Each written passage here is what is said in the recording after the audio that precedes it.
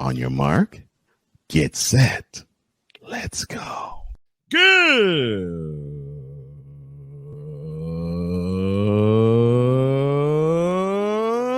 morning.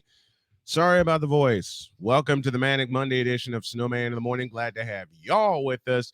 We are presented by BetUS.com. Hey, sports bettors, listen up. BetUS.com is back and in our 30th year of action. And now with the NHL and NBA going along with the NFL and Major League Baseball winding down its season, there are many, many chances for you to play some bets, be it on games, be it on players, or whatever your pleasure is, and make a lot of money doing it. Right now, if you go to betus.com and use the code Snowman, you will get a 125% deposit match on your deposit. Log on to betus.com or call 1-800-792-3887. That's 1-800-79-BET-US. BetUS.com, where the game begins.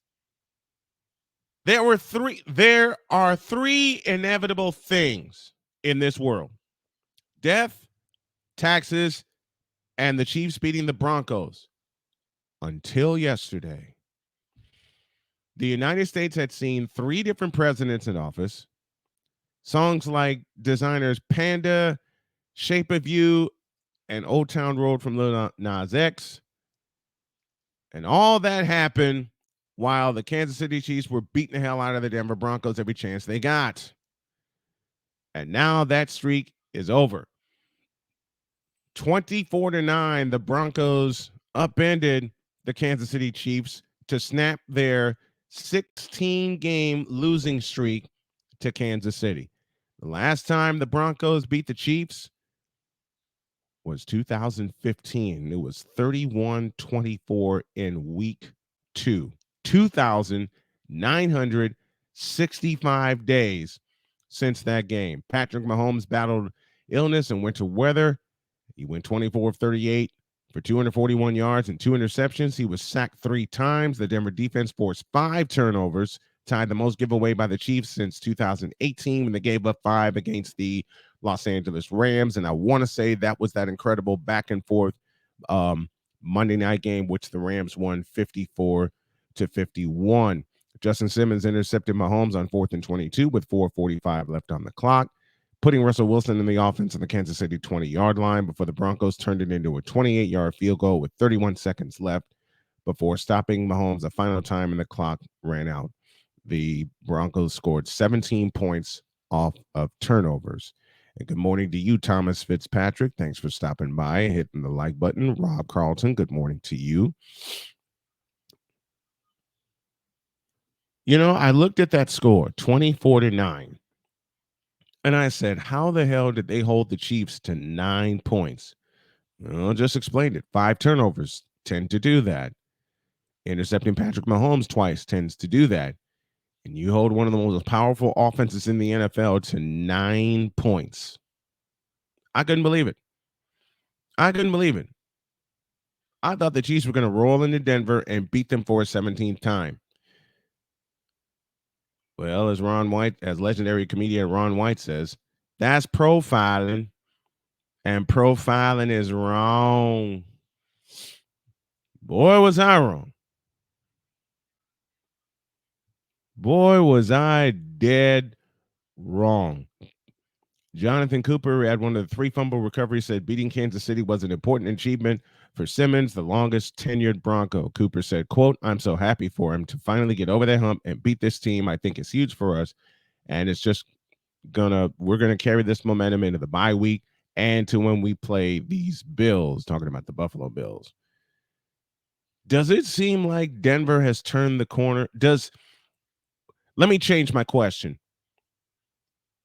Do y'all think Denver has finally turned the corner with this win over the Chiefs? Because the Chiefs have haunted the Denver Broncos for many years, just like Tom Brady and the Patriots haunted everybody for many years. But when I looked at the highlights of this game, there was a different step to the Broncos in this game than in any other time I've seen them play the Chiefs. especially here in Denver, especially in Denver at Mile High Stadium, there was a long time where the Broncos couldn't score over 16 points. They got 24 yesterday. There was a long time where the Broncos offense was stagnant, especially in playing the Kansas City Chiefs. They weren't stagnant yesterday, and that last drive should tell you everything you need to know. They take over at the Chiefs' 20-yard line with 4:38 left, and then wind the clock all the way down to about 20 seconds, and they get the field goal that made it 24-9. There was a different step to the Bronco defense yesterday. And when I say a different step, I mean there was confidence there. There were players for the Broncos chomping at the bit to get after the Chiefs and end this streak and finally turn the corner and make some headway in the AFC West. You can tell when teams have a different step to them. When you see the moment when the lights turn on and all the confidence is there, and you can just see it. Now, I saw it yesterday. They held nothing back, even in the loss, I should say, to the Washington Redskins. The first half, they played like that. They played like they played a full game yesterday, forcing 5 turnovers against Patrick Mahomes and the Chiefs.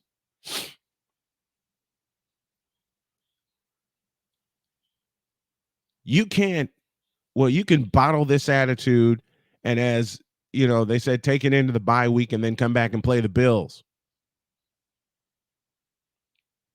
There's a different vibe now to the Denver Broncos, and it feels like, I'll say it again, it feels like they finally turned the corner with Sean Payton as their head coach.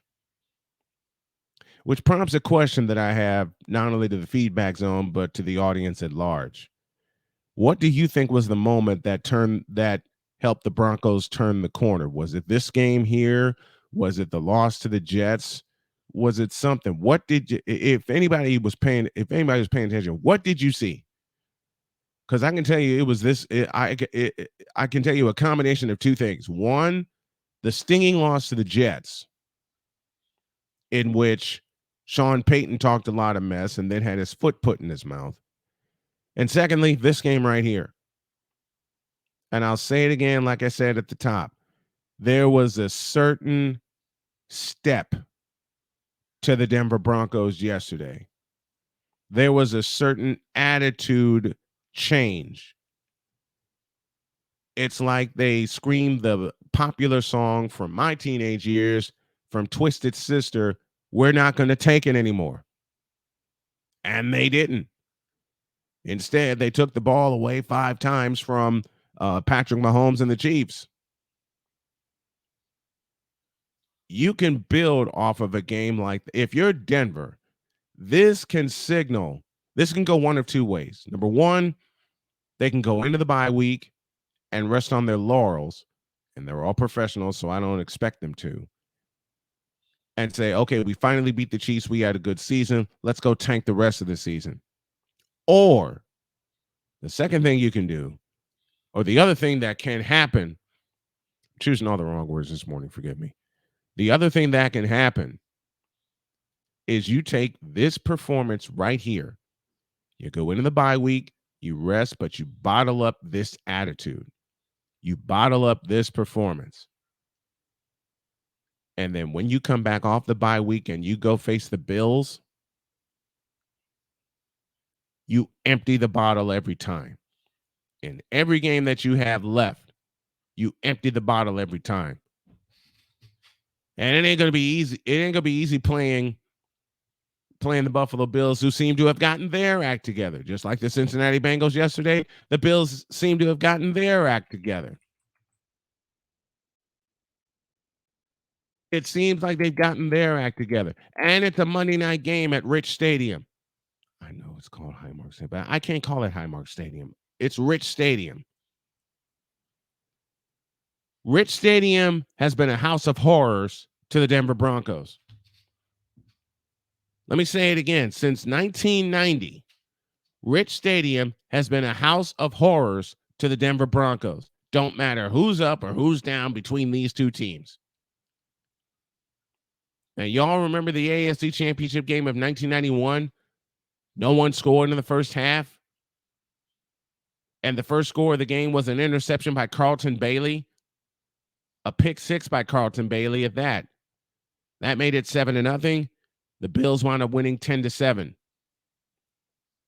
This game's at Rich Stadium.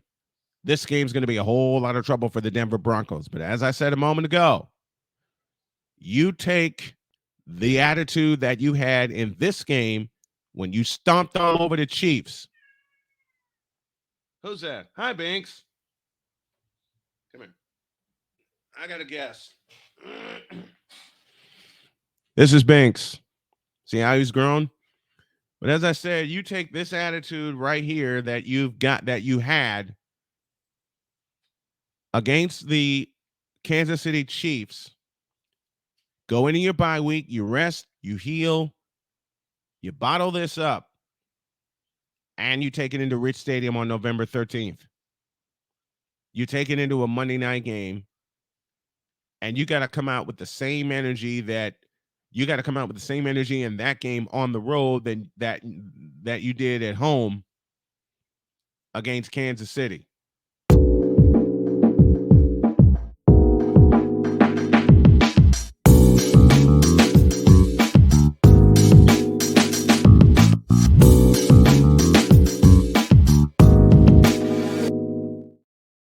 Fresh off of 13-win overtime win over the Giants, Ryan McCoffey's Jets. And Ryan McCoffey himself has joined us on this Victory Monday. Good morning, my friend. How are you?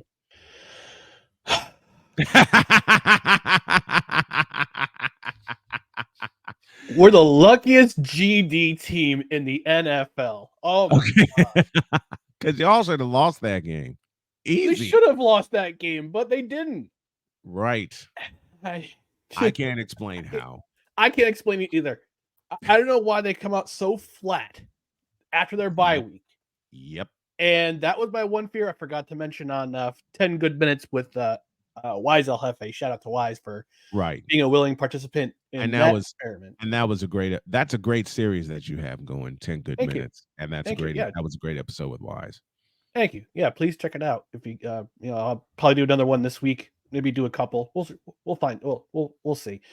But yeah, I was after the Giants was going we're going for that was supposed to be the dagger field goal by Graham Gano.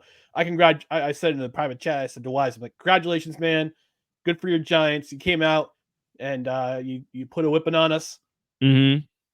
And then he missed. And then he missed that field goal. I couldn't believe he missed it. I couldn't believe he missed it either. I'm like, I thought to myself, did I just double reverse jinx the Giants? And I'm not taking any credit for it. I'm not taking any credit for it. Then Zach Wilson decides to finally put on, all right, it's time for some urgency. Zach Wilson decides to play Superman for about 2 minutes. Got to talk about that after this. But yeah, 2 plays, 58 yards in 2 plays. Yep. Set up the game tying field goal. Mm-hmm. Then the defense does its thing in overtime to force the ball back to the Jets. They get that pass interference. They get 2 pass interference penalties, which sets up the game-winning field goal, and Jets walk out of MetLife with a 13-10 win. And I'm still in disbelief. Today. I saw that score after I saw Gano getting ready to line up for what should have been the dagger, as you said. And I looked at the score and I said, wait a minute, the Jets won? How? Mm-hmm. I thought Zerline had missed that game. I thought Zerline had missed that field goal. Yeah. I thought it was wide. I thought it was wide right. Mm-hmm. But turns out it went. You could see where it crossed the uprights. Mm-hmm. And the camera angle. I have another group text with my brothers and my nephew. and we're all in disbelief. My nephew was in disbelief. He's like, "That was good." My brother and one of my older brothers said the same thing. He's like, "That was I can't believe that was good." Like, who do you think also thought it wasn't good? I think I thought I was like, "Oh no, that's not good." And all of a sudden, yeah, I thought he missed it. I'm going, "No way!" I thought he missed it. I thought he missed it. This was 87 AFC title game with Rich Carlos all over again. Mm-hmm. And you couldn't tell, and they didn't have as many replays as they do now, but you couldn't tell if it was good or not. That was that game right there. That was that kick. Yeah. I beg your pardon, right? It's like, you're a CFL fan like I, so I can make this reference. It's like the Calgary Stampeders backing their asses into the playoffs, and to this moment, with the playoffs beginning next week, we don't know how the hell it happened. No. And I'm gonna try to do a preview with 10 good minutes this week for the CFL playoffs for the East and West semifinals. The one thing I will say that with BC and Calgary, that's the West semifinal. Right now, BC is going to BC has a bye week. It's at BC place, so BC played their last game in week 20. Right. So, but they lost to Calgary. So even though BC will be well rested, Calgary will have the psychological advantage. Because they absolutely whooped them. Yeah, they went to BC place and stomped them. Yep. And then last week against Winnipeg when they were home at Winnipeg. And by the way, I love snow games. I love snow games. But I watched the highlights while I was having lunch in New Jersey, and I did a turn and burn this past weekend to Southern New York and New Jersey, and came back. But I was watching the highlights, and I'm going, yeah, that's just two teams just putting their backups in. They know that they've earned their playoff spot. Winnipeg has the extra week to rest, keep out all their starters, and same thing with Calgary. They had to take out most of their starters because they got a playoff game next week. They got to go to BC. It's just basically the same thing for every other game this weekend. Hamilton, Montreal, they're going to play each other again this weekend. Toronto and Ottawa, and I think my biggest disappointment this season was the Ottawa Red Blacks. I think because I expected a lot from them, and then Masoli gets hurt, Arbuckle gets hurt, and you're relying on your third string rookie quarterback for the entirety of the season. And and they had too many close losses too. So, but there's two teams I have my eye on there. First of all, is Toronto, because of their historic season. Right? 16 wins. 16-2. 16-2 in an 18 game league. And they're bound and determined to get that. They're bound and determined to get that cup to put the cherry on top of what they're determined to get to Hamilton. Yeah, they're only the 16. They're only the second team to have 16 wins in a season. Yeah, and then I'm also looking at Hamilton because of Bo Levi Mitchell. So even though they lost on Saturday, but again, they had most of their reserves in for the game. So did Montreal. Right. It's crazy. Yeah. Rob Carlton joins us with a thought. The Red Blacks have won 14 games since 2018. Yikes. That's a shame. It's a shame. Yikes. It's a shame. I thought the Edmonton Elks were going through a tough time. I can see Edmonton being a playoff team next year. If they got now that Chris Jones actually found out who his quarterback was, and Trey Ford, I think that builds a momentum. And with Geno Lewis healthy for the rest of the season too. You know what? Geno Lewis is going to be huge for them. And when Edmonton finally found out how to win games, and I'm not talking about just getting the lead, I'm talking about closing out games. Well, I'm talking about closing out games. And when Trey Ford acts a fool in the pocket, like Joe Burrow did yesterday, escaping 3 different sacks on one play, then you know who your quarterback is. and we talked about this last week. Let's expand on that further. I believe Trey Ford should have been the starter all season long in Edmonton. If he's the starter and Geno Lewis is healthy, they're a playoff team. Period. Yep. No, absolutely. Absolutely. I don't disagree. And Ottawa being the disappointment that they are, and remember, this is a team just a few years back that won a Grey Cup. I want to say 16. 2016. 16. Yep, in overtime. Yep. It was an overtime win. 16, they win the Grey Cup. Now to 23, they just crashed and burned. 7 short years. And you can say 7 short years that they've crashed and burned, and they got to rebuild all over again. And they got to start at the quarterback position, because just like with a few other teams that we talked about throughout the course of the year, no matter what league we're talking about, you got to start at the quarterback position. Who's their quarterback going into next year? That's great. That's your guess is as good as mine. It could be Jeremiah Masoli. It could be Nick Arbuckle. It could be Dustin Crum. We don't know. Won't know until training camp comes along and they have their preseason games, and Coach Dice, if he's still there. Do you think he goes? I hope not. Yeah, I think he deserves another year just because of the chaos with the injuries that happened this year. And you took the exact thought out of my head. He deserves another year, because there was so much chaos going on with the injuries, and having to put patchwork lines together and patchwork lineups together. I thought the win. You don't want to be the Houston Texans of the season. Exactly. Where you go through 5 head coaches in the span of 4 seasons? 4 seasons, exactly. And the win against Winnipeg, I thought, would propel them. That's what I thought too. I thought the comeback win against Winnipeg, because they were down 25-9 with less than 4 minutes to go. Yep. They wound up winning that game 31-28 in overtime. I thought it would propel them. Instead, that was the point where they peaked. And after that, they just crashed.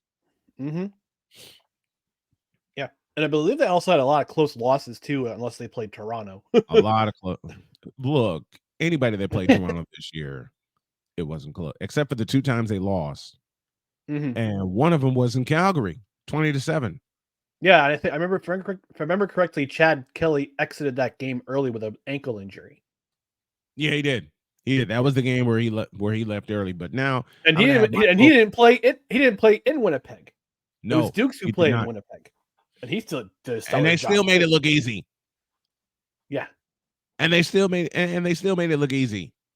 You know, it's and you know what? We talked about this last week about the Saskatchewan Roughriders. I thought it was going to be Black Monday for both Jeremy O'Day and Craig Dickinson, and it turns out Craig Dickinson was the one who got let go. They didn't renew his contract, and Jeremy O'Day extended his contract.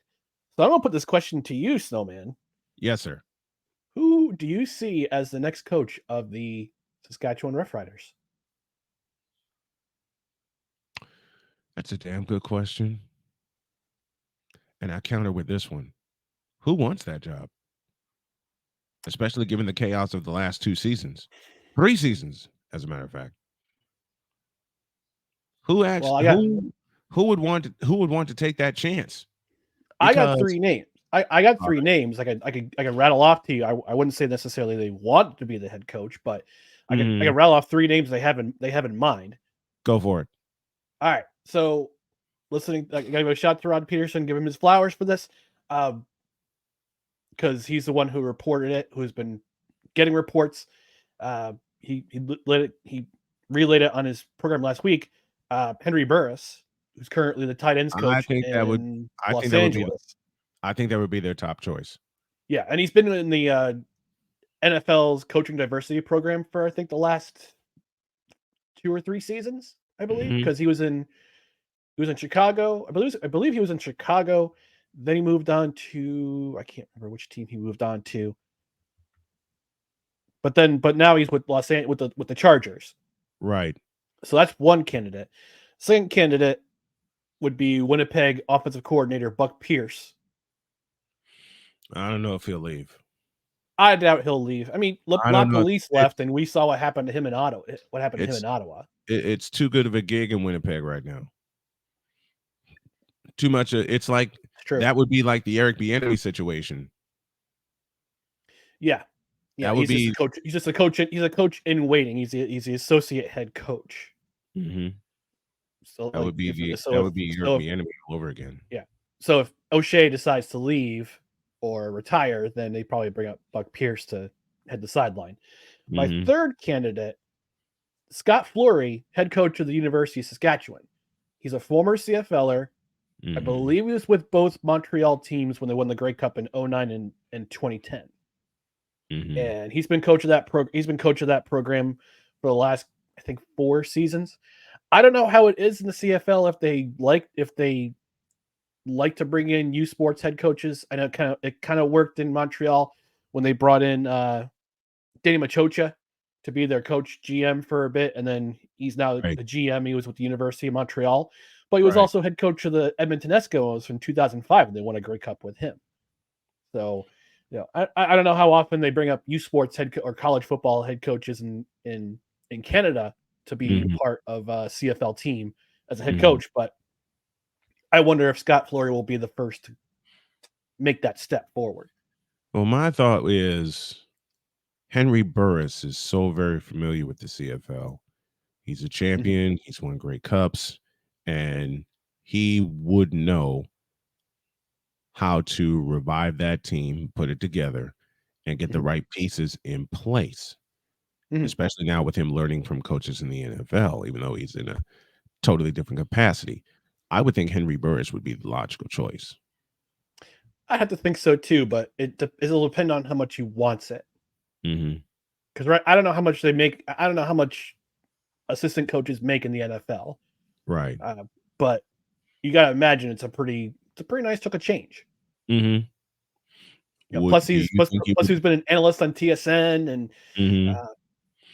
it would be natural. It would be natural for Henry Burris to be the coach.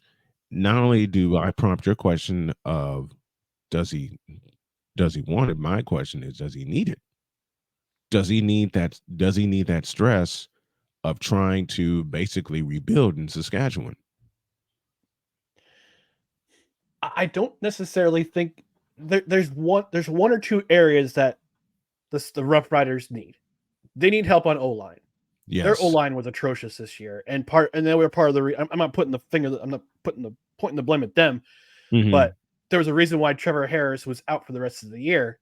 And you don't want a pocket quarterback, a guy who's a pocket quarterback, to be running the ball. Yeah. And you know what happened against in that game against Calgary? He winds up breaking his fibula and tibia. Done for the rest of the year. They missed the play, and they go on that slide, that epic slide, losing 7 in a row to end of the year and missing out in the playoffs once again. So the one thing, I think the one area they've got plenty of weapons and wide receiver. They need an offensive line. Bad. They need an O-line to protect their quarterback. That's the one area of weakness they have. The other area of weakness for me would be their defensive line, because if you look at how they played throughout the course of the year, A, it's been inconsistent, and B, they haven't gotten a lot of pressure on the opposing quarterbacks. No. Yeah, and the way you win in football is in the trenches. That's how I that's look. That's as old school. That's as old school as it gets. You win in the trenches. My favorite all-time head football coach, Bill Parcells.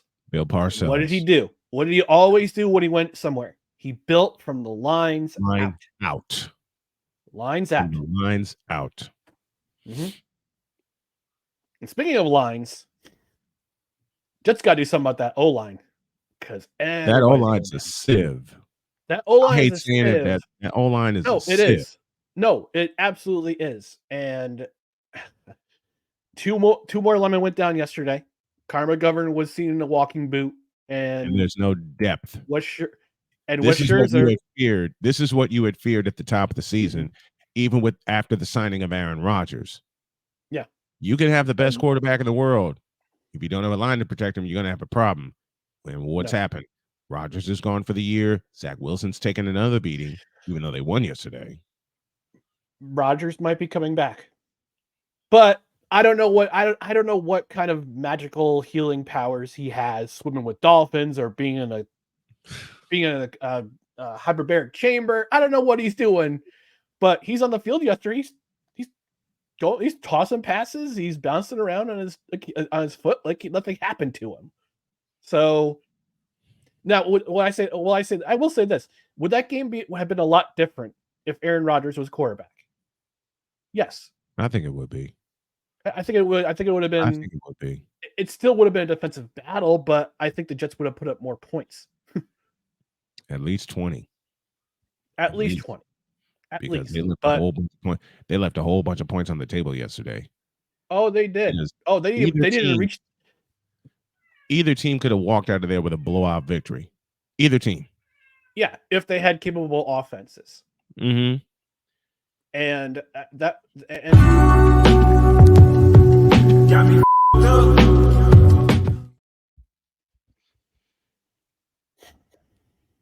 Damn you, Cole. Cole Johnson. Damn you, Cole. Oh, sorry. And Tag along says hello. Hi, Tag along. I'm sorry. Good morning, everybody. Good morning, Mr. Johnson. Good morning, Mr. McCarthy. Good morning, Mr. Snow. I know you're happy considering that the Jets eked out a bowling shoe ugly victory. Oh, it was double bowling shoe pug fugly game. Pug thugly. Wow. Pug fugly. You we got to start using that pretty much every day. We got to start using that. Oh my goodness. Pug fugly.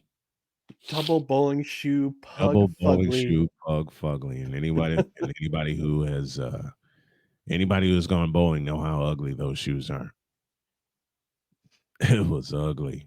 Dear God, it was ugly. Ryan McCarthy joining us as he does every single Monday on the program, talking all kinds of football. And thank you for joining us, my friend. Very, very much appreciated. We appreciate it. I do need to address a couple things. But I gotta give a couple quick shout outs. First of all, R.I.P. Rest in peace, Matthew Perry. Man, Yes. that was way too soon. And the one thing I'm discovering is that he said in an interview, he says, I don't want to be known as a guy who was just on Friends. I want to be known as a guy who helped people. Yeah. And when he went to rehab, I guess he established his own rehab for alcohol and substance abuse. So gone too soon, way too soon. So rest in peace, Matthew Perry. Way too soon. Second thing, congratulations to the South Africa rugby team for their repeat of the World Cup. They beat New Zealand in the World Cup. All three of their knockout stage wins were by 1 point. Nice. Against France, host France, against England, and against New Zealand. Thirdly, very nice. And I know how you talked about the Kansas City Chiefs loss yesterday to Denver Broncos. I gotta give proper flowers to my co-host Dustin because he addressed this last week. And he said about that offense, he said to the extent that I don't get why this offense isn't as explosive as it has been. And I can point to one reason why. Look at who their offensive coordinator is. Yep. Look what happened they miss Eric Bieniemy. They miss Bieniemy so much because they're not having as much fun. Matt freaking Nagy, the man who ruined Mitch Trubisky, because Trubisky would have been a hell of a quarterback if Matt Nagy didn't get a hold of him. That's all I got to say. Yep. If Matt Nagy didn't get a hold of Mitch Trubisky and turn him into check down Trubisky, then Trubisky would be, dare I say it, he'd be the Bears franchise quarterback if Matt Nagy wasn't the offensive coordinator. Yeah. And now you're seeing what would have happened. 2018. Now you see what would have happened if the Bears had drafted Mahomes. Yes. And you're seeing it before your very eyes what Matt Nagy would have done with him if he was the Bears head coach and Mahomes was. Because you're seeing it right now. Was his quarterback? Yeah, you're seeing it right before your very eyes. You're seeing Pat Mahomes being pedestrian. Very, Mhm. very, very pedestrian. Yep. Very pedestrian. All right. Thank you, Ryan. When are you on next? Wednesday at 8 p.m. Eastern. Because of Halloween, we're going to be delaying. The live show. Mhm. So we're going to go on live on Wednesday. One more quick appeal for everyone. I'm going to put the link in the chat for Dustin. He's raising money for a local children's hospital. He's going to be Mhm. playing video games for 24 hours, 24 consecutive hours, starting this Saturday night, or this Saturday morning at 9 a.m. Be Okay. playing video games for 24 hours straight to help raise money for this great cause. So I'll Cool. put the link in the chat. If you feel it in your heart to give, you can give a little bit. I mean, even if it's just $1, he's got an end goal of 1,100. He did 1,000 last year. He's going to try to do 1,100 this year. Even if it's just $1, just Yeah. to say, look, I'm supporting your cause. Please donate. I'm going to be donating later this afternoon, and Cool. some Very family cool. for their appeal. So hopefully the audience can find it in their hearts to donate. It's a great cause. We will get it done. We will get it done because I'll drop something toward the tail end of this week. All right. Thank you, buddy. Appreciate you. Thanks, fellas.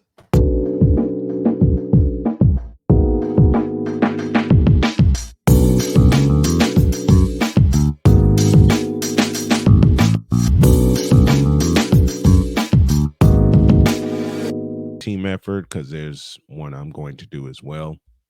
Fry their asses.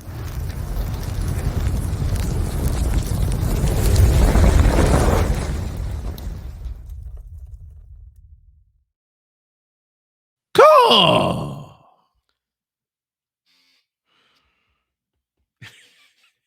And that look right there, folks, signals everything. And I had a chance to see Nissan Stadium. Good grief. Mm-hmm. I It was 1:25 p.m. Eastern, oh dear. 12:25 where Nashville is yesterday, Uh-huh. Uh-huh. and I saw the unis, I saw the end But zones, and I saw midfield, and I was heartbroken, but I wasn't shell shocked Mhm. because I knew this day was coming because they announced it way back in May Which that clouded every bit of your days because I know how you feel. the Titans were going to dust off the Oilers uniforms and helmets. And now Mhm. that the NFL has allowed teams to wear more than one helmet, they can Mhm. unveil, of course, the traditional white helmet with the thick blue stripe, with the white stripes adorning each side of blue, and the Yep. scarlet red to adorn the Mhm. white stripes beyond it, and the Mhm. oil derrick on each side. And they were at the 50-yard line. Ain't that a bitch? Hmm. That oil derrick was at the 50-yard line. They didn't even put the helmet around it. Ain't that a bitch? So Hall of Famer Warren Moon, and And I I love that. Hall of Famer, Arn mm, Moon. yeah, he adorned my wall when I was in high school, Mm-hmm. and junior high school. Uh, he revealed on FanDuel TV's Up and Adams back in May that Mm-hmm. the Titans will bring the Oilers uniforms out of mothballs as throwback jerseys for this upcoming season. Out of And so, mothballs. Good mhm. gracious. And so Mr. Moon, good Lord, this is really, really ridiculous to me. So Mr. Moon, he talked with Amy Adams Strunk, who now is the owner of the team, who of Adam course drunk. is and of course is the daughter of K.S. Adams, who now is Did you say deceased. it? Did you say Adam's drunk? I'm sorry. Well, yeah, not to be confused with drunk, strunk. Yes. Okay. Okay. But yes, yeah, but she's the daughter of KS or Bud or Hmm. Idiot. Big time idiot.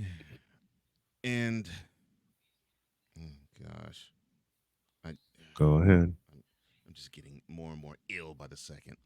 So had that meeting with her, and he said about that meeting, quote, I talked with the owner about it. She was wanting for the helmets to be approved.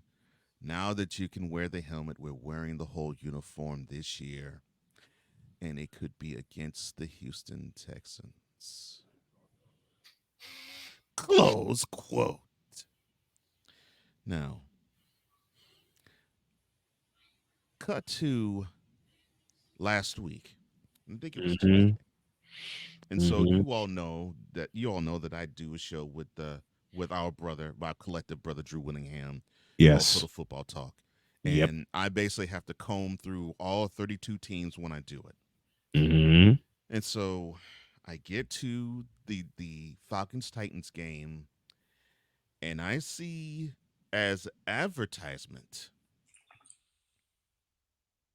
in the lettering of the Oilers, Oh boy. quote, Oh boy. Oh boy. the Oilers are back, close quote.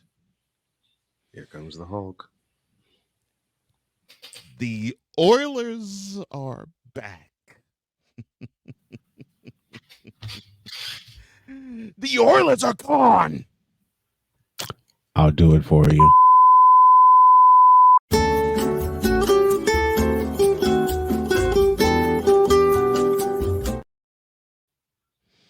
Thank you. You're welcome. Yeah, I agree with you, Ryan. The Seahawks retro unis were crisp, and the thing Hmm. is, And I'll get the on the Seattle in a minute. and the thing is, the Oilers uniforms were crisp too. I Yes. loved it. It was great. It was a wonderful flashback to an era gone by and a time not remembered, definitely by the area where I live. Uh-huh. But it was beautiful. It was wonderful to see it, except it made me ill Very. because it wasn't just going to be unveiled against the Texans, which Mhm. they will be coming to Nissan Stadium December 17th, where you will see the same display that we saw yesterday Dear God in because heaven. they unveiled it for the Falcons game. The Columbia blue, the white, and the scarlet. It was Which, unveiled and displayed throughout that stadium with the Oilers logo stapled and painted at each end zone, the oil hmm. derrick at midfield, and the oil derrick helmets strewn all throughout the wall of the stadium. Hmm. Mrs. Strunk, you already know the deal. Your Yep. father was an absolute coward for leaving Houston because your pops wanted to leave Houston long before then. You remember back in 1980. Now you all may not know, but I know you do, Miss Strunk, because you were a young adult then. You remember back in 1987 when Hmm. your father was crying broke. What he always cried broke because that's just how he He's your, was. that's He that's the he cheap ass that he was. Stan yes Kroenke, anyone? yeah, he always claimed he was broke and poor. He hated the fact that he had to rent to the Astros for the Astrodome, and he Hmm. wanted to get out that situation. And Hmm. so he looked to Jacksonville. He thought that was going to be the place. He eyed Gator Bowl and he said, "This is where our team is going to settle." But then Harris County, the county where Houston sits, Said everybody, no. they said no, and they said, "You know what we'll do, bud? We will give you renovations in the Astrodome. We'll put more luxury boxes. We'll give you the scoreboard, which of course eliminated the legendary scoreboard that used to adorn the wall Oh yeah, of the Astrodome all the way around. whenever the Astros played baseball there. And in lieu of that, there were more seats, Mm-hmm. and so he upped the capacity in the stadium, upped the luxury boxes there, and renovated the Astrodome to Adam's satisfaction, or so we thought. Or so we thought. Dear Lord. Because 7 years later, after that miraculous run where the Oilers made the playoffs every year since then, since 1987 to 1993, but basically catching a little bit of the Cowboys flu of not reaching the AFC Championship game in each of those Mm-hmm. 7 years. Mm-hmm. At the end of the 1993 season, Which most was of the us, most tumultuous year in Houston. yeah, gosh, yeah, how they managed to win an AFC Central Championship still is beyond me. But and get a number 2 seed at the in the making. But I don't know how. I digress. And That was the season, and for those might remember a little bit, this was the last time we got a chance to see Joe Montana sprinkle his playoff magic and take the team from a 13-0 deficit, and they beat the Oilers and knocked them out the playoffs 28-20. 28 to Thanks 20. to thanks to a nice back shoulder throw to Davis, and then an up the middle run by Allen to seal the deal. Now, And Allen strutted into the end zone on that run. mhm, yeah, because he was virtually untouched. Mm-hmm. And that came, The and that run, that game sealing run, folks, came after the 2-minute warning, part one, and part Mhm. two. Houston had used all their timeouts. Yeah, and it came with no time. It came after Houston used all their timeouts. That game signified the city saying we give up on the team. Now I'll admit that, but you have to also admit it's kind of frustrating when you, and I'm talking about your father, Miss Strunk. When your father was selling the goods, something like Gerard would. Oh, Yeah, this a Super Bowl caliber team. mm. I love that accent. And the Super Bowl caliber team fell short year after year after. year. We would have been happy if they made it to Buffalo to play in the AFC Championship game and still got trounced. But we would have said, wow, finally, progress. But a lot of the reason why we all felt collectively this was it was because you had a lot of players like Moon, who was 37, who was old. Yep. Let's just put it out there. They were old. Mhm. They were in their 30s. They were past their prime. They in a crude way of saying, they shot their load. Several And times. then you had your father, and you were now in your 30s then, Miss Stark. You had your father In a word around, march and march word around the campfire. march march downtown and then unveil a football only stadium to place probably where Minute Maid eventually came. But you wanted to actually place it in the center, in the heart of downtown. Where could you put the stadium there, sir? There was no room to put the stadium anywhere in the middle of downtown, which for those who are in the know would be, say, Main Street and Walker Street. Uh-huh. There was no room to place that stadium there. There was no empty lots there. Mm-mm. The empty lots basically would be near where I-69 / Highway 59 is. Mm-hmm. Basically where Minute Maid Park sits. That's where you would have the place there for the stadium. But that's not where you wanted to put it.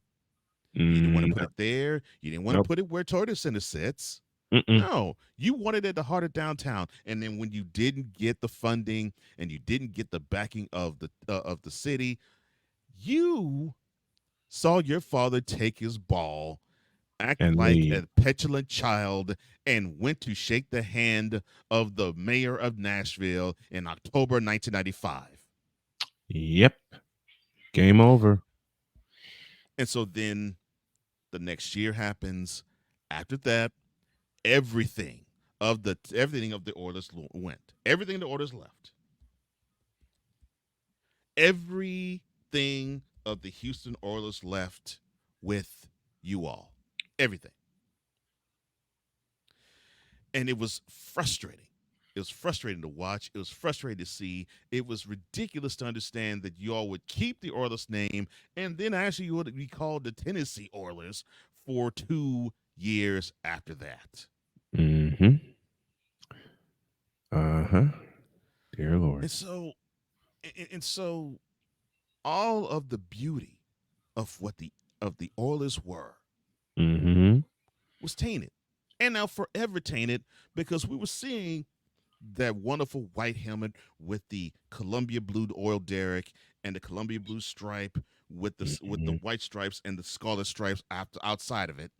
We were Mm-hmm. seeing it being worn on another stadium, and another place was calling them home. Now, Memphis really didn't embrace them all that much, and I can understand that Mm-hmm. because they weren't Oilers, they weren't Memphis. I understood that. But credit to OKS, credit to your father, Mrs. Strunk. He sold the bill of goods to Nashville, and they were happy. But what made it better was that they just simply overhauled the change, and then they became the Titans in 1999, and then they go to the Super Bowl that very same year. Mm-hmm.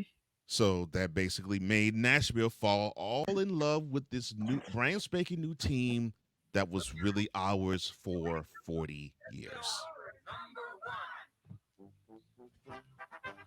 See, because you all don't know the names of El Mathe. You don't know the names of Robert Brazil. You don't know that George Blanda actually had a, a, a stint with the Oilers. Mm-hmm. You're unaware of Bum Phillips. To me, the best coach the Oilers ever had. Now you might know Jerry Glanville, but you didn't understand him. You could care less about Jack Pardee.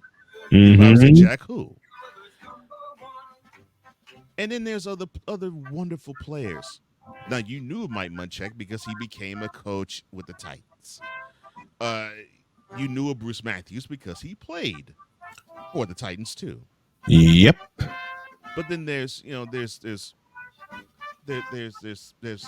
Childress, and then there's Bubba so McDowell.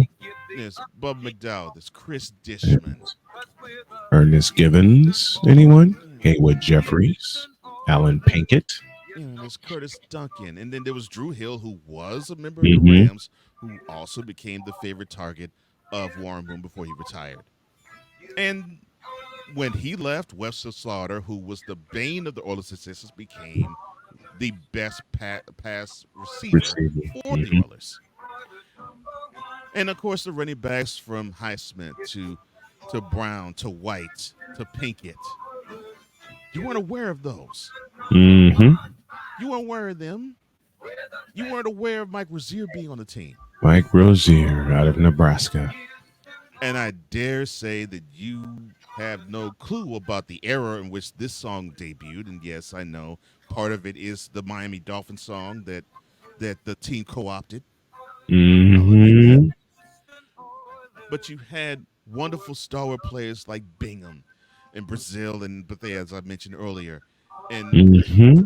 and Vernon Perry on the defensive end. On the offensive end, you had Rob Carpenter, you had Dan or Dante Pastorini, Earl, Earl Burrows, you had Billy White Shoes Johnson, uh, you had Barber, and then Casper later on, and even the Snake Ken Stapler, who played in Ken Snake 1980. Stapler.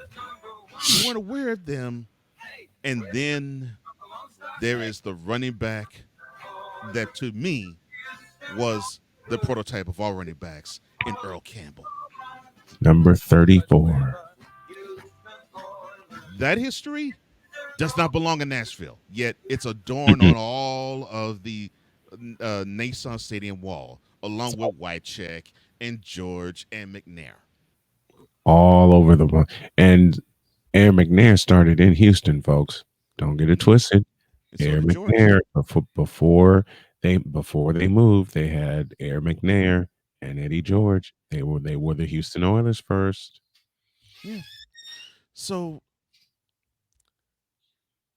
to see Oiler greats adorn a stadium where the city and the area have no idea nor clue as to what these greats were and how much they meant to a city and an organization and a town and an area is sickening. And what makes it even more sickening is that you have your team adorn jerseys where they cannot get into the nostalgia factor of our team is back.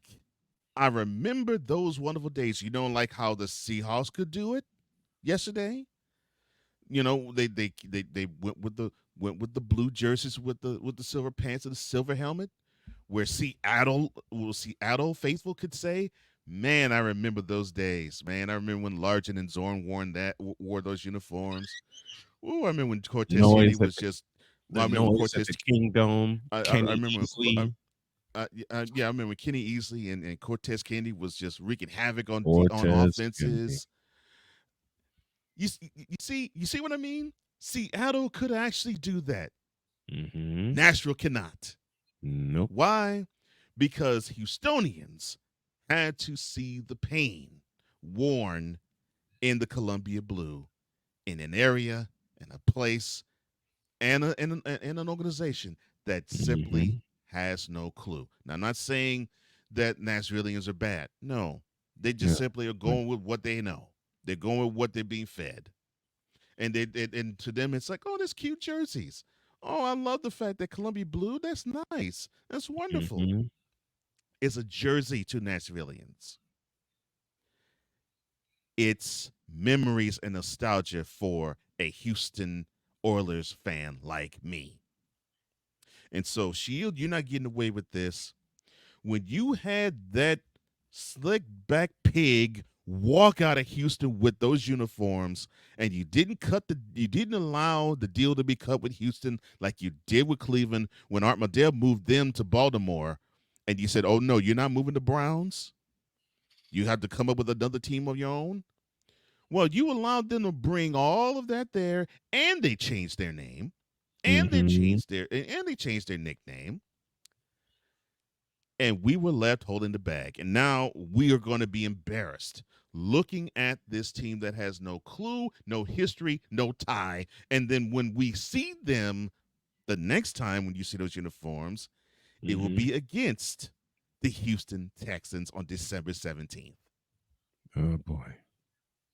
That's the next Oh. time you will see them. You see the Order at the 50-yard line. You see the Oilers name and logo painted in the end zones. You'll see the helmet strewn all over the stadium. You'll see all the greats that is strewn all over that has been playing for the team since 1960, and they didn't play in Nashville until 1999. Mm-hmm.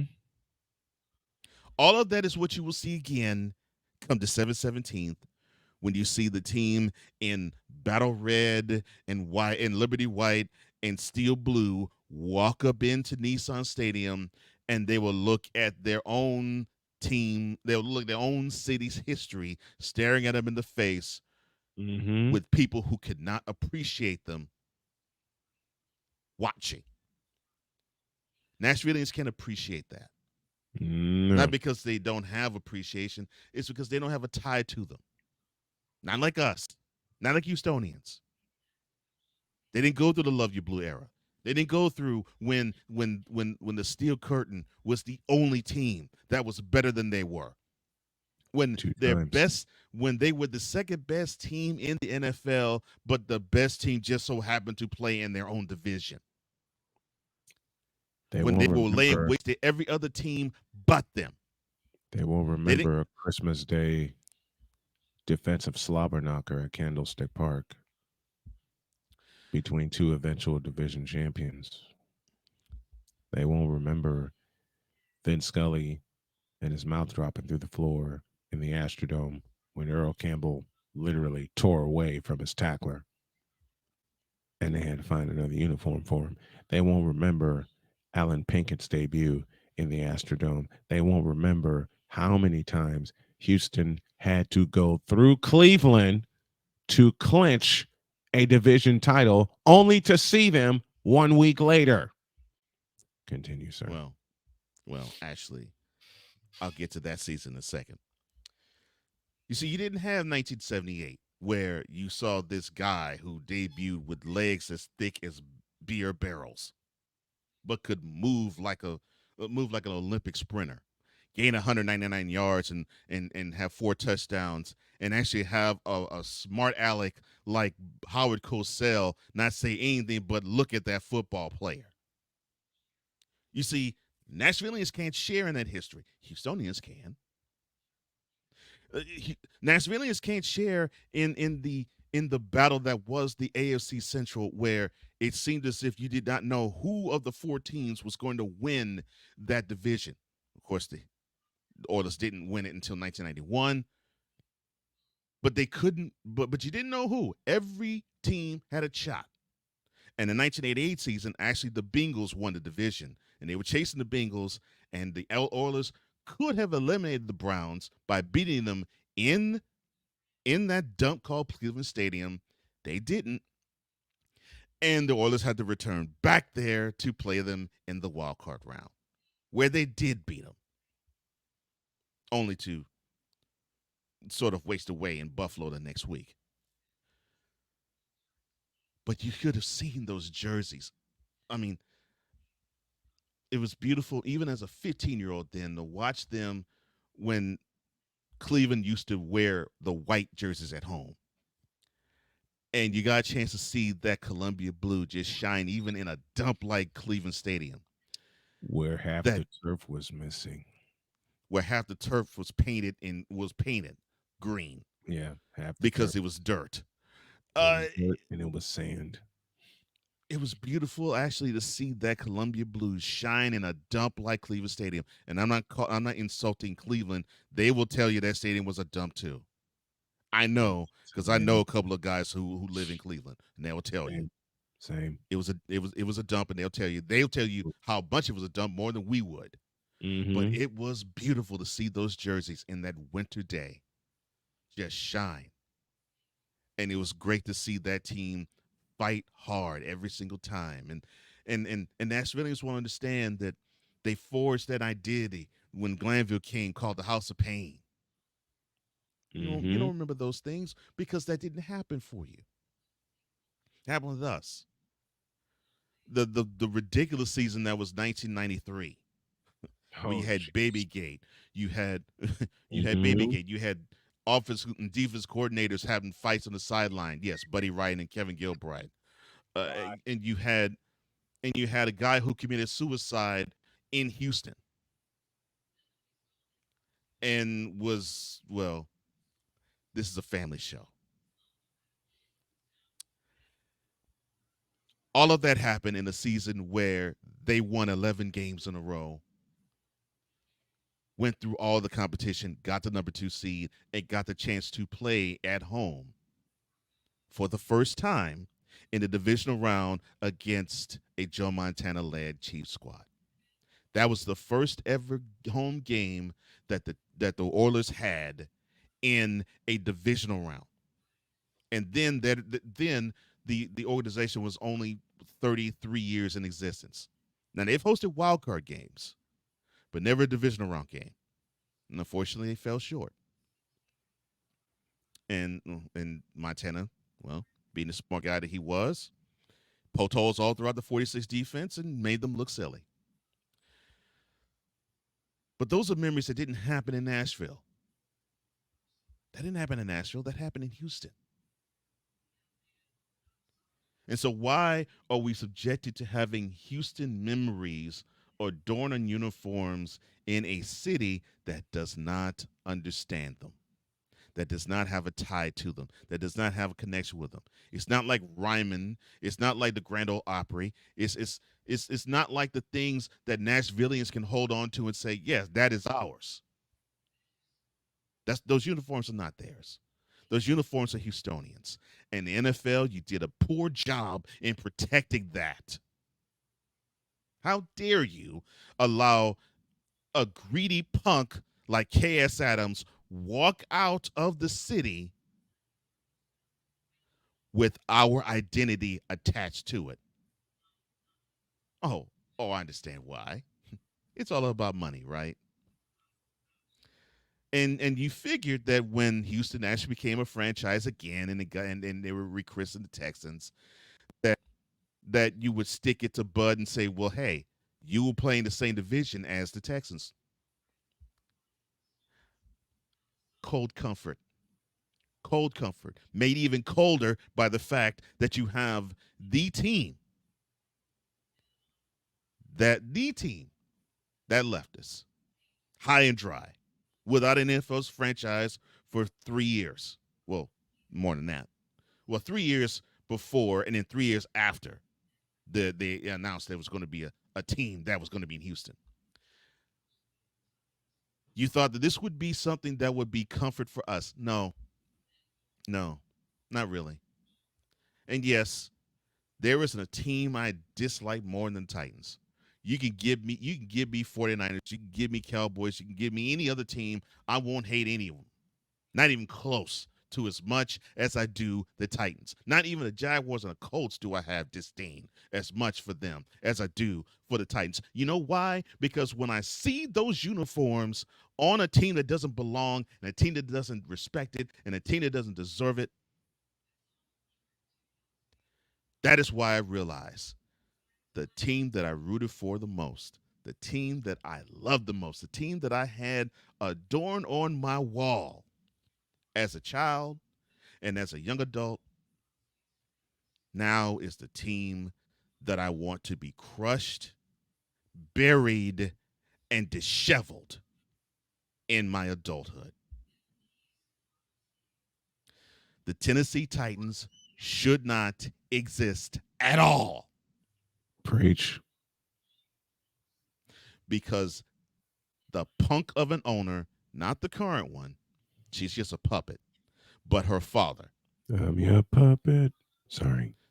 decided to greedily take his ball and run because he was called to the carpet on being the greedy fascist pig that he was, and he, with his Richie Rich ways and his oil money, decided to run out. He had the money. Insert He Alex. wasn't broke. He just cried poor. Insert Alex Trebek here. You deleted expletive.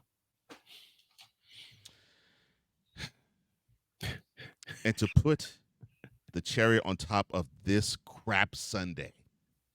Oh, there's more? I thought there was only one. Okay.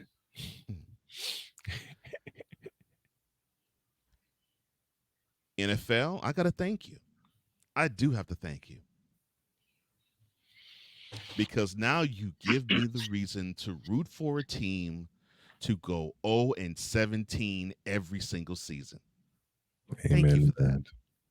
Unfortunately, it just so happens to be the team that used to be my childhood fantasy. And now I have to trade in rooting for guys who wore that uniform like Earl Campbell to hating on guys who wear the uniform like Derrick Henry. Mm-hmm. My, how times change.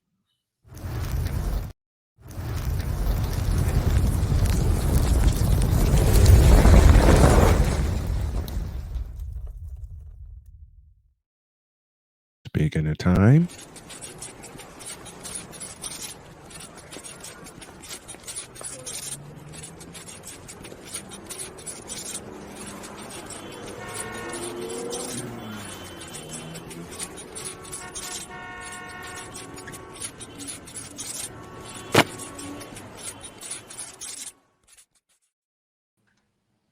I met this fellow 3 years ago, and he's still a big part of the program. Jay Spivey joins us as he does each and every Monday. Good morning, Jay. Good morning, gentlemen. How are you doing? We're doing Feel good. better now. Cole, but by the way, Snowman, Cole, by the way, I just heard what you said. Mm-hmm. I can't imagine what you're going through in terms of what they did yesterday. Oh, But gosh. heck of a commentary by you. So I Thank you. applaud you for that. This you, is sir. why I wait. This is why I waited, Thank you, because I sir. knew Cole had this on his heart, and it's always going to be on his heart. Speaking of stuff being on people's hearts, Jay and I had a chance to converse on Friday when I was going through an incident, and then Jay messaged me about a certain network being on air, and we're going to have a little fun here because made a little discovery, and thank you, Jay, for this. That little network that Jay and I were supposed to be a part of, I have 3 words that's going to shock Cole to pieces, and it's going to shock the Fanatics feedback zone. Good, That little because Cole network, needs a smile on his face. yes, he does, and here it is. That little network, and I emphasize the word little, never paid us. Nope. Not a penny. Not a Look penny. at Cole's Not a look penny. says everything. Here's the bad part. And yes, I am directly calling an audible after what happened in Carolina yesterday and Saturday against Georgia Tech. Get to that in a minute. I met Jay through this person. I didn't know how things were going to go. This person who I wouldn't say, and Cole, I need you to look at the camera for this because you're going to get a kick out of this. You know how people sort of kind of volunteer to help you, Mm-hmm. and then they wind up taking your project? Mm-hmm. Guess what? Hmm. 3 years ago that happened because he volunteered, quote unquote, to do what you were doing without saying anything further. And the first time I talked to Jay on the air, we recorded our conversation and said, quote, producer, close quote, said keep the segment to 15 minutes. Well, I got Jay on the line and we talked for 45 minutes. Mm. And the best part about it, I didn't edit a thing.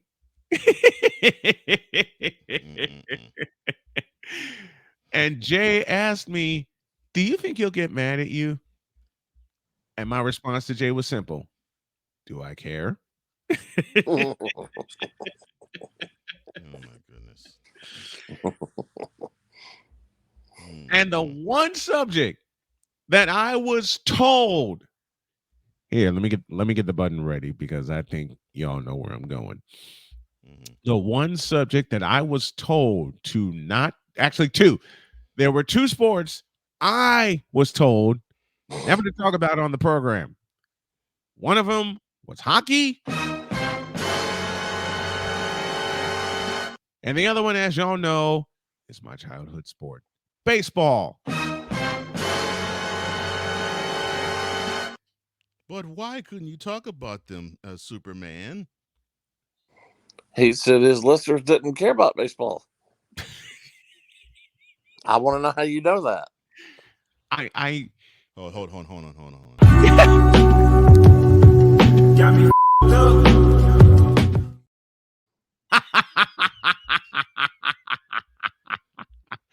Somehow I knew that button was coming. Oh, I mean, he bluntly said to Jay and to myself and to a few others, don't talk about baseball because people don't watch or listen to or don't like baseball. Which I'll be as many times as I was on that show. There was only one time that we ever talked about baseball, and that was when Hank Aaron died. yes. And he said, I felt like it was necessary to talk about it. I don't remember much. He said, I don't remember much about Hank Aaron, but you guys love baseball, so you guys talk about Hank Aaron. And after we taped that particular after we taped that particular conversation, I got a hold of Jay, and before I even said anything, his next question to me was, "You're going to talk more about baseball, right?" And this is spring of 2020. This is end of 2020, top of 2021. 2021. And it was the episode right after I apologized to the Houston Astros. This is after my apology to the Houston Astros. A couple days later, we taped the Hank Aaron conversation. Then Jay comes to me and says, "You are going to talk more baseball, aren't you?" Doggone right I am. Because I love baseball, period. But no, this guy, and this is where I weave in what happened in Atlanta on Saturday night. This guy told me to my face that I need to talk more Carolina athletics. I don't mean Duke. I don't mean North Carolina State. No. University of North Carolina. Mm-hmm. When I sent that particular list to Jay, and Jay, I could just feel the look on your face when you saw it.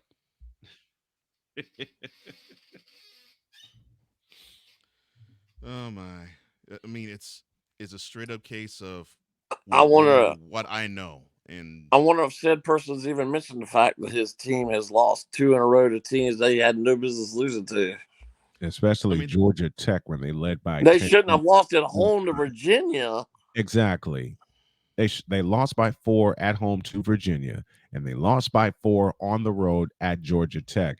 And they're talking about a ton of no-shows this coming Saturday at home against Campbell. Why are we surprised? This is why Carolina has never been successful in football. And I go back to this, that they did this as well Saturday. No other school would have done this. Now think about this. The football team's in Atlanta at 8 o'clock.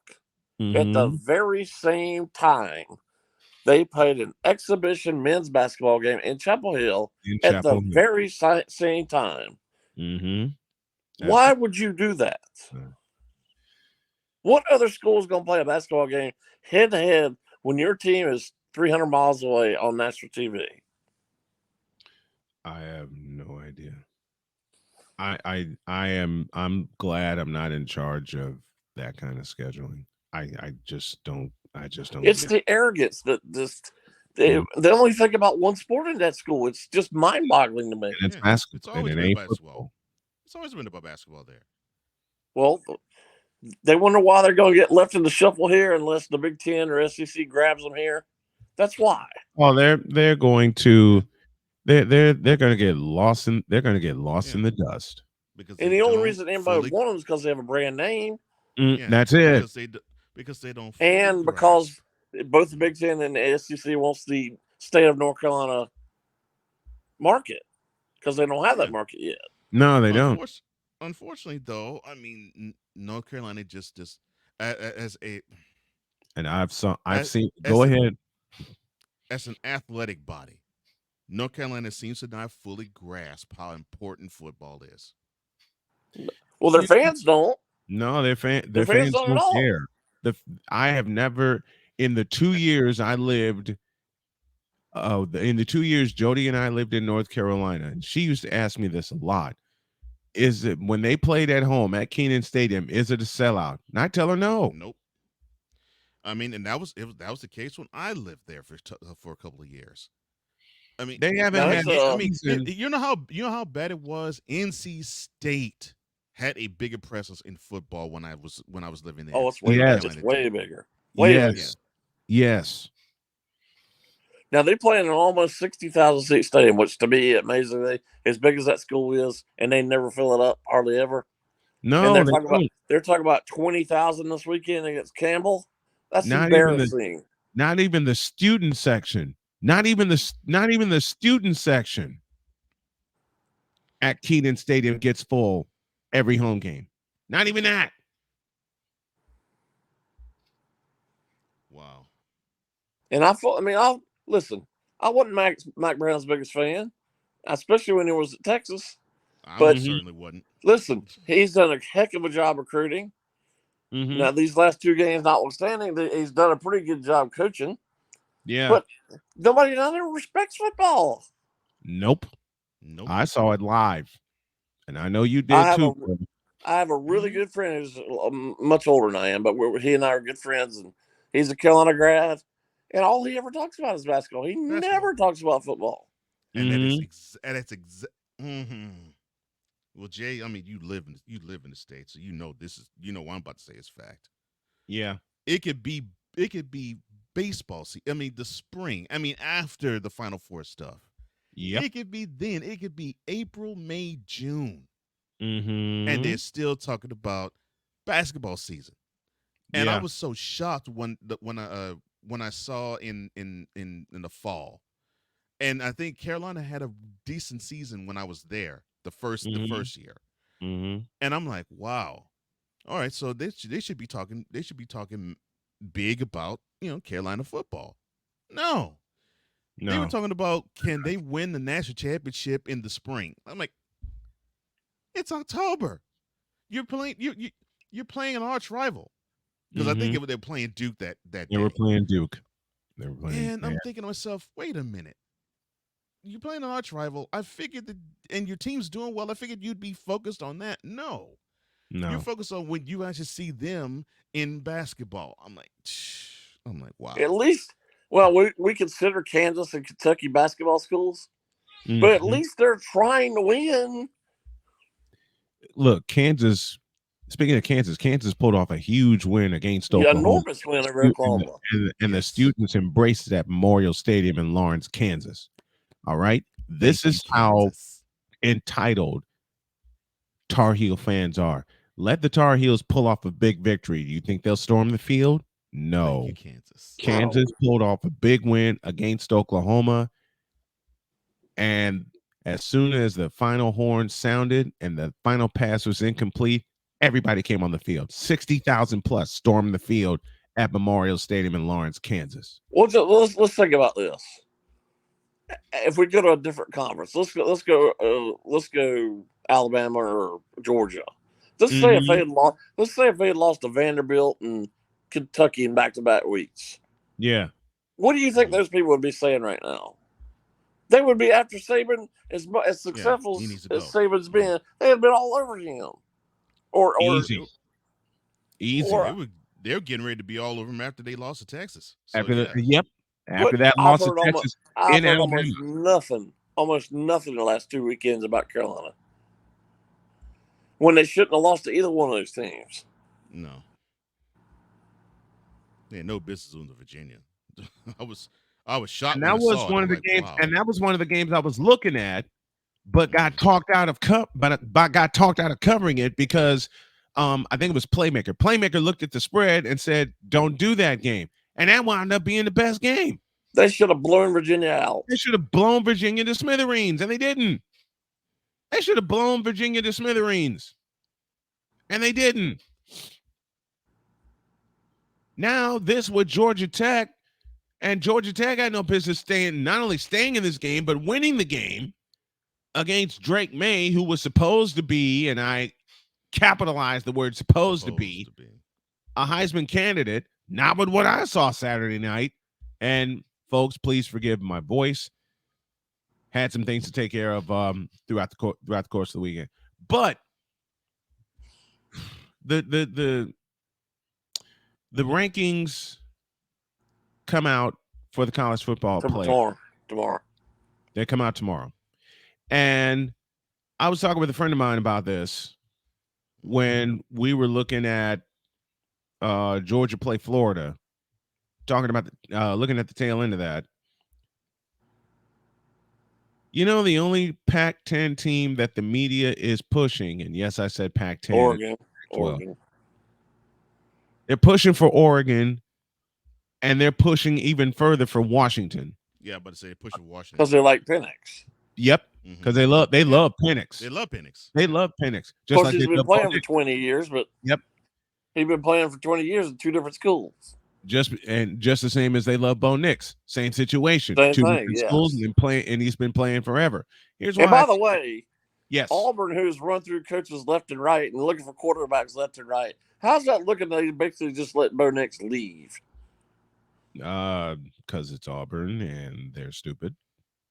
Yeah, exactly. Because it's Auburn and they're stupid. And his dad was a quarterback at Auburn. You just let him leave? Mm-hmm. They let him walk.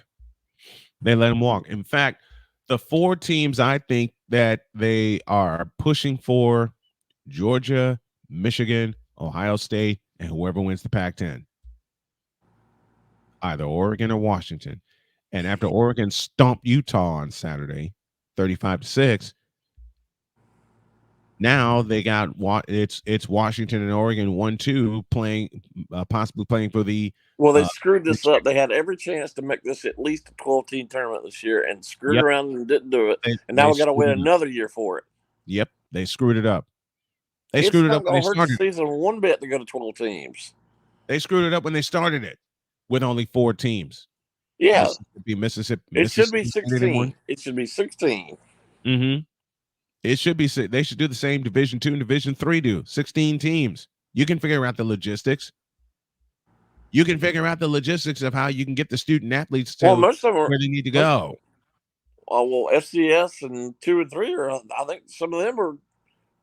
And one of them's 48, isn't it? Or 32? I think one of them's 32, and I think it's Division III. That's 32 teams. And it hasn't hurt their product one bit. In fact, it's made it better. After the teams are determined who's going to play for the championship, and they play it on their campus, and they play all the playoff games on their college campuses. Let's face it, guys. Let's face it. There's one thing driving this, and you know darn well it's at least going to be 16 one day. It's probably going to be 24 or 32 one day. Yep. And it's because of MONEY. Money. Just like the NCAA basketball tournament is going to go past 68 teams. You know it is. Oh, in the next, I call within the next 2 years. I call within the next 2 years. The first 4 will be eliminated, and they're going to create another round and invite more teams. You know it is. Watch. Because they're gonna beg Turner and CBS to pay more money than they're already paying. Mm-hmm. And they're probably going to get the deal. Of course they will, because for 2 or 3 weeks. Yep. It's the biggest event in the world. And they're still trying to recoup money from the COVID year. And I go back to this. We all love college basketball. We all do. Yep. The season is entirely too long. They start in early November and don't finish until early April. They should. It's entirely too long. They should have expanding kept it by the year. Mm-hmm. And it's expanded into this year. So you might as well play more games, because even if you win the national championship, you're only going to play 39 or 40 games. Mm-hmm. So you might as well play more games if you're going to extend it this long, because they've actually added about 2 or 3 weeks at the beginning of the season, and they've tacked on another week at the end of the season. And then there's tournament week, and then because of how much the NFL just dominates the scene, and I don't care what people say. People can deny this all they want. Mm-hmm. The NBA is completely changed because of football. That's obvious. That's why they built this in-season tournament. Mm-hmm. November and December. What else do you think they do that in November and December? They want eyeballs on the NBA. Mm-hmm. NASCAR completely changed their season because of NFL. Yep. PGA completely changed their golf season because of it. Mm-hmm. And then you can go on and on and on. MLS, soccer, same thing. They shorten their season because of it. Mm-hmm. It's because of the NFL. But college basketball, still stupid enough to schedule games on Sunday. It makes no sense to me. None whatsoever. Jay Spivey joining us as he does every single Monday. And folks, the Spivey Notes section on the YouTube page as well as the website will be live tonight. So you want to take a listen to any conversation that we've had with Jay, it'll be right there. And what you heard today will be the first premiere episode. Thank you, Jay, very much. We love you, and we will talk to you next week, my friend. Thank you, guys. I really appreciate it.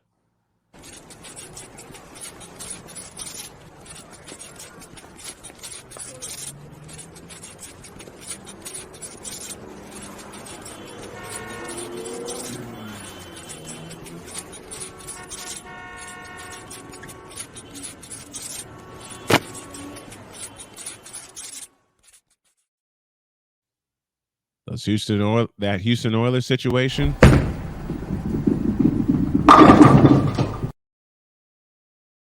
And the college basketball situation.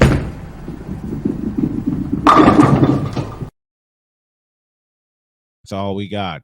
Have a great day. God bless. Remember to make your next move your best move. And always remember, if your dreams don't scare you,